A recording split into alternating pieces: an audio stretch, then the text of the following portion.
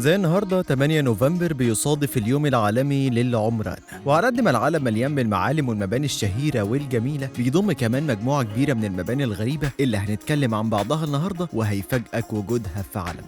مبنى الباركود في روسيا هو واحد من أشهر المولات التجارية في العالم، وده بسبب تصميمه الغريب على شكل شفرة كودية ضخمة موجود في شارع بيتسبرغ في روسيا. مبنى الباسكت في الولايات المتحدة الأمريكية، أيوة أكبر باسكت في العالم موجودة على شكل مبنى، وده يبقى المقر الرئيسي لشركة لونجا برجر في أوهايو بالولايات المتحدة الأمريكية.